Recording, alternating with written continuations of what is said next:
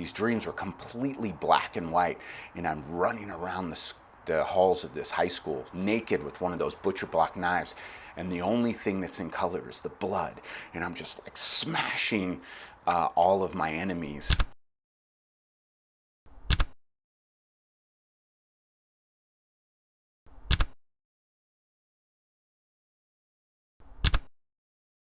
I was born in Holland. I was a little Dutch boy, so I came to Austin, Texas. As a little Dutch boy, and I was too sweet. Man, I was the least liked kid in class.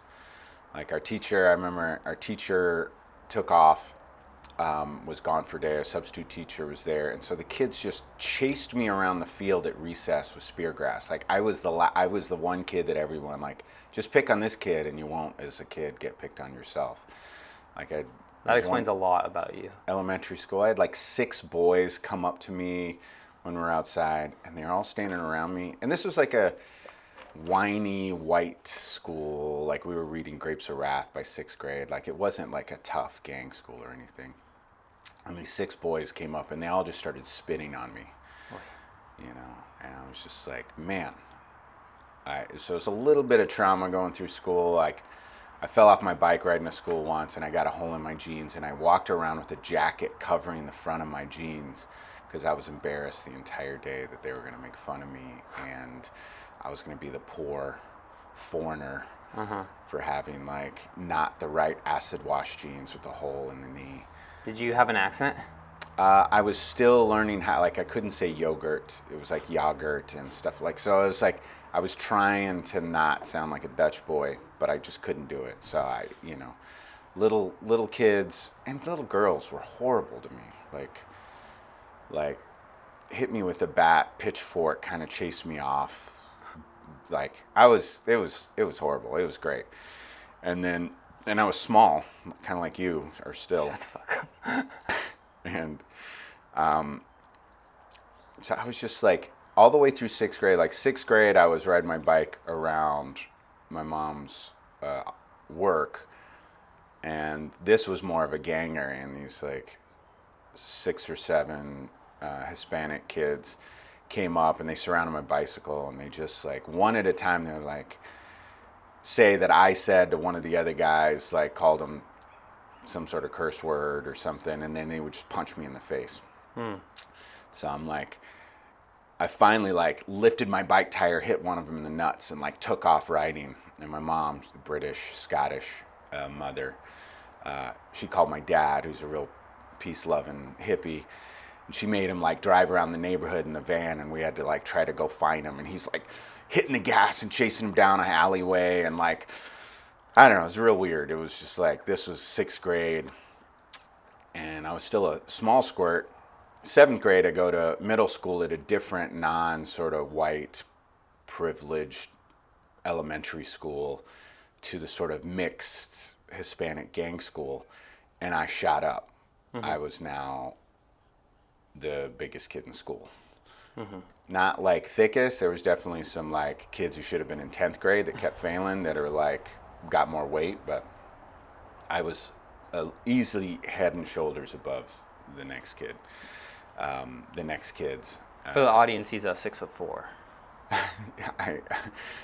But probably not in middle school. But I was a big boy. So the one main kid in that little gang kid that was punching me in the 6th grade, I'm walking behind him in the hall, and I accidentally step in the back of his heel. His shoe comes off. He turns around. And he's like, he looks at me, and he's about to like punch me and yell at me. And he looks up, and I'm looking right down at him, like just kind of with a smirk on my face, smiling. And he like, sorry, and he turns around and walks away fast. And at that moment, like all of the trauma of like 5 years of being at this elementary school just like washed away into like, oh, I am Thanos. Like, I can get away with being an asshole now. I didn't. What happened is, so I'd go the first day of this school. I don't know why now we're talking about middle school. I was a Navy SEAL firefighter. This whole thing will be about my middle school experience. But this is why I probably became a Navy SEAL. First day of school, all these a-hole kids who were picking on me the entire time in elementary school. I go at the cafeteria, I sit down at a long table by myself. I'm used to sitting by myself, so I just go to the empty table. And then all these kids come and sit around me in class, at this table. And I look down and they're all kind of like head down, nervous, like keeping their mouth shut. And I realize like they're all sitting there for some level of my protection, you know. And I'm like, I look down the table, I'm just like, motherfucker. Oh, you got visitors. They'll figure it out. Hey, bro, we're doing an interview. We'll be done soonish. Sorry. They're always in here. It'll be okay. Hip hop jam.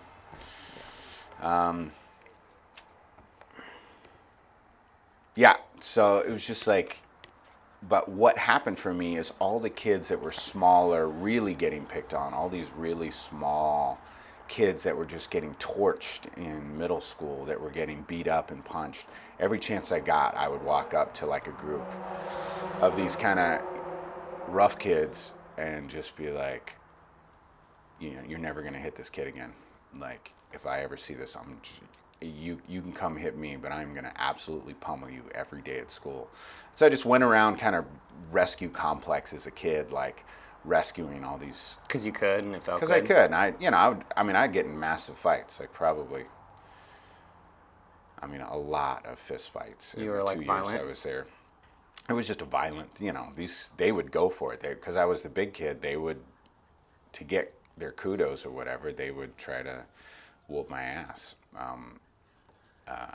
And so there was a lot of, it was the kind of middle school where there was a football field, there was massive gates, football field, a 4-lane street, and 1 block to my mother's business. And so I would have to get my backpack on and get ready at the school gate, at the building, and sprint across this football field and sprint across this 4-lane road and sprint the 1 block. And guys would be running after me from the edges of the school trying to catch me. So it was like full trauma. So by the time you joined the Navy, you were like super used to violence, super used to just like. Oh yeah. Well, High I went to high school that was, it was a science academy in Austin, but it was in a mixed school, so they took it to a low socioeconomic school in more of a black neighborhood. So I came into this school feeling like, okay, here we go. Like, this is going to be like this again. And the black kids were super chill. Like, it was like scary for me. And I was like, oh, it's a totally different vibe here. But it still took me a couple of years in high school to kind of lose that edge. There's still fights in high school, but nothing like middle school. But flash forward to the time where I'm sitting around the table, I was joining the Navy. I was pretty straight edge on drugs in At the time. high school, and because my hippie parents were like blast off all the time, so I was just like, all the kids in school were. I was like, well, if I'm gonna be a rebel, I gotta like not do that. But at 20, I decided I wanted to be a Navy SEAL. Because I saw some Time News article that said like toughest men on the planet, and the Bud's kid all covered in mud, and I was like, all right, I'm pretty much sick of my life. I gotta do something. This seems like the thing to do. So I got my hippie parents from Holland. It's the first time I've taken mushrooms, and in preparation, because I'm like, man, I'm never gonna get to take drugs. I skipped it all as a youth. I better take a few in the 6 months I'm waiting to get in. And so my mom and dad are like, no. I was like, I can't come home for dinner. I just took mushrooms, and this is no joke. Like, I'm not going anywhere. So they said, no, come bring your trip to the house. It'll be cool. Like, come. So she had our sober friend who was watching us, like, drive us, me and my buddy, who were on mushrooms, over to the house. So my mother and father are sitting there at the dinner table, asking me questions about why I wanted to be a Navy SEAL, and I'm remembering stories in middle school and high school of these dreams I would have, and I'd be like, these dreams were completely black and white, and I'm running around the halls of this high school naked with one of those butcher block knives, and the only thing that's in color is the blood, and I'm just like smashing all of my enemies, and just red blood, and like my poor dad. My mom was pretty tough. You know, she lived through World War II and saw a lot of shit. But my dad was just like, and it's not what I would have told my parents at 20. Of the reason that I wanted to be a Navy SEAL was all the trauma I had as a kid, and like I needed to like live out the psychosis of like war to bring on the healing of the planet. So my dad was definitely pretty much always in shock after that when it came to my choice to join the SEAL teams. And I don't think that that's the real reason or the entire reason that, but something had to happen because of all that, turning a sweet boy into some sort of like always on alert, always hyper vigilant, fighting kid. That's just getting punched in the face was like normal and easy, and I'm always thinking about when the next fight is. I definitely got in a lot of fights as a young man out in the. Were your parents aware of that? Yeah, my mother would go to school. They tried to suspend me, and my British mother, man, she was hard on me. But anybody mess with me, boy, she would just light them up. So I'm sitting outside the principal's office with like these 6 Hispanic kids, and my mother in her British accent is just tearing this room of teachers and principals a new a-hole,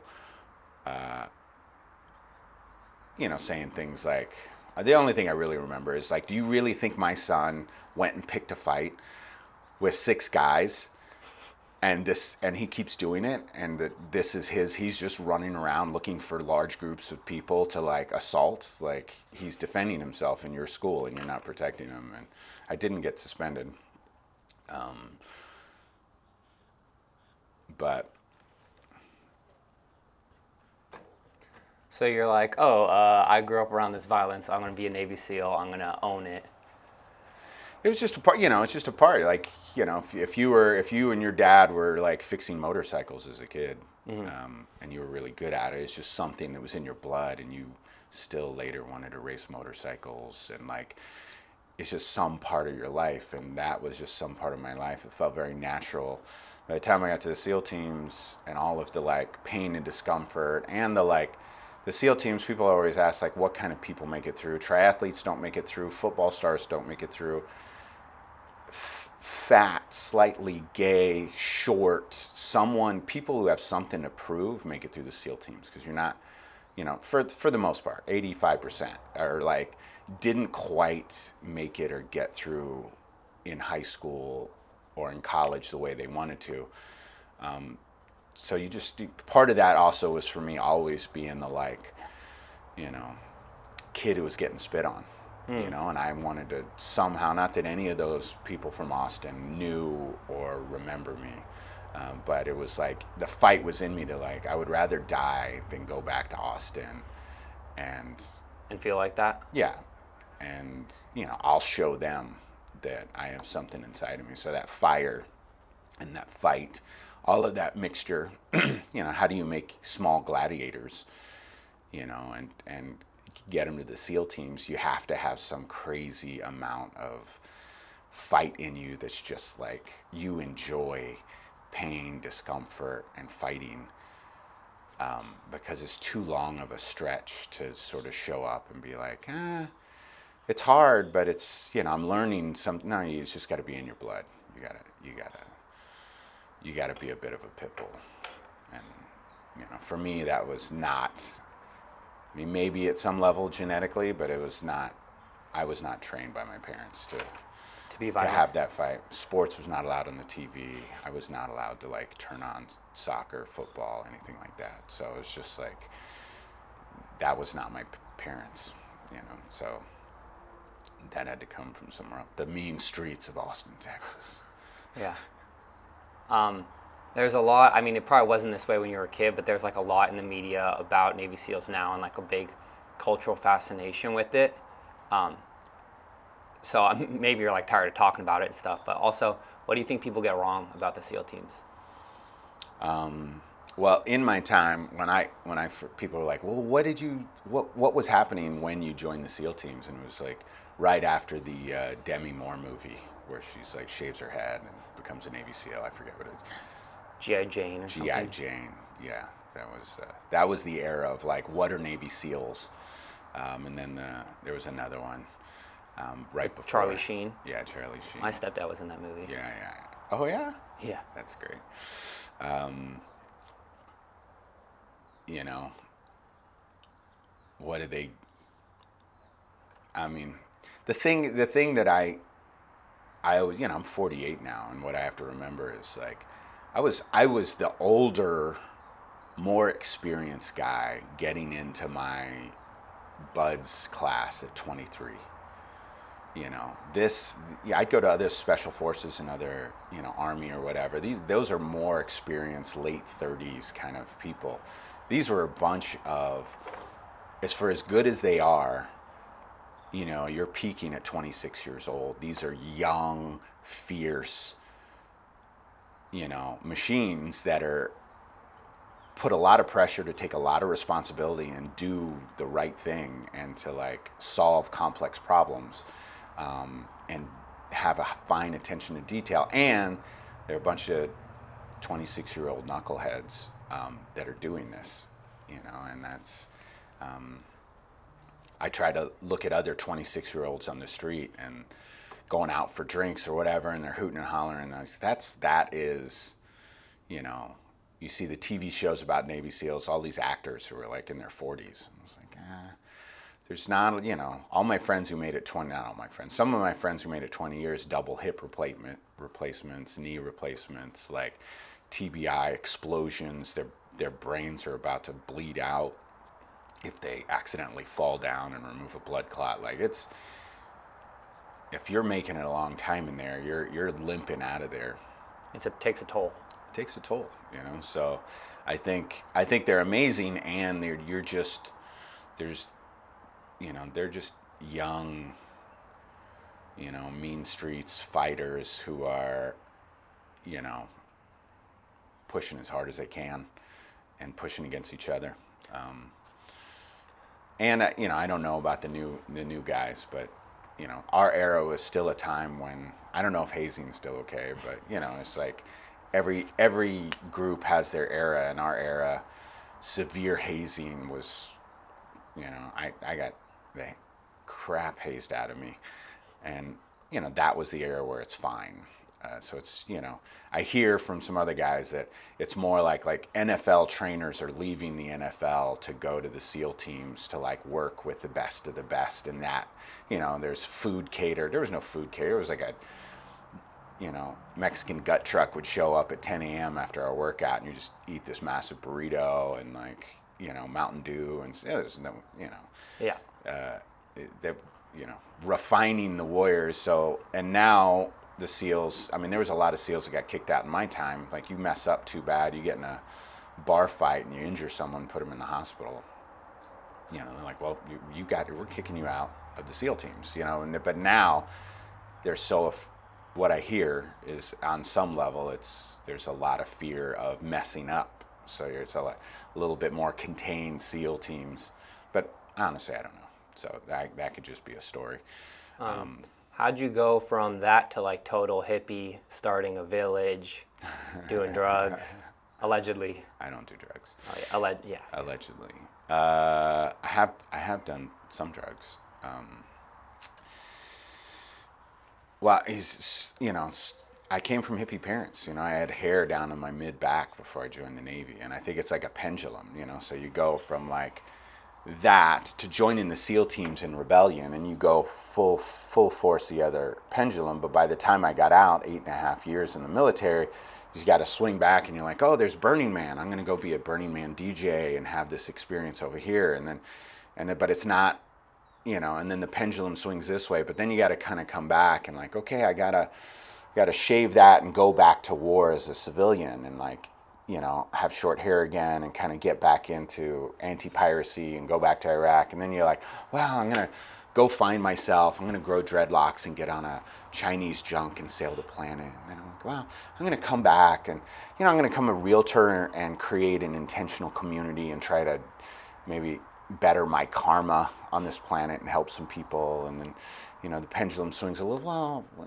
maybe I'm gonna have a kid and a wife and maybe I'll become a firefighter so I can still help people and get some of that out. And then you're like, oh, and you just kind of, the pendulum, at some point you're a little bit dreadlock and a little bit military war dog, and a little bit dad and dad bod and dad life.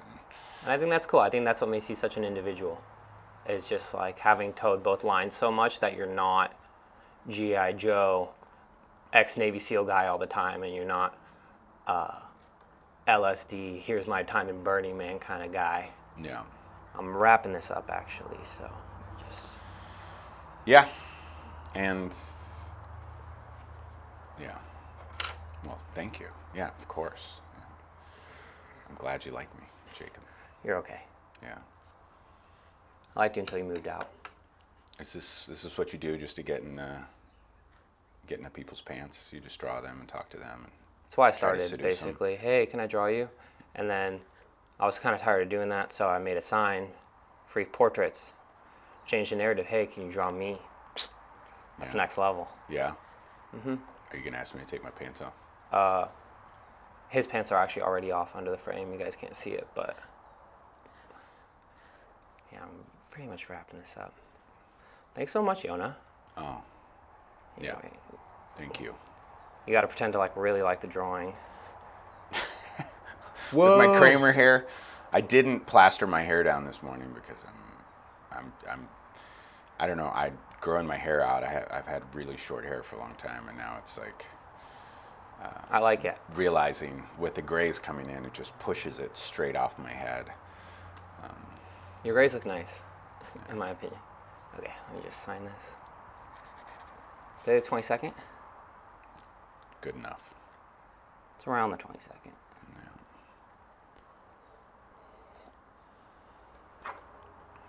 Yeah. Oh, hello. That's fun. Looks like I got dreadlocks still. Nice. All right, thank you so much. Thank you, buddy. Yeah. I'm just gonna stop all these. What's up, guys? It's Jacob from the Portrait Project here, and I really hope you enjoyed that video. Yonah was a great speaker. Please like the video if you enjoyed it, and leave a comment down below if you have any feedback or suggestions. Also, subscribe if you want to see more videos like this. I'm trying to come up with 1 to 2 a week. Also, there should be links right here for my new social media. I'm trying to adapt the format to shorter videos. Yeah, thank you so much for watching, and I'll see you guys in the next one.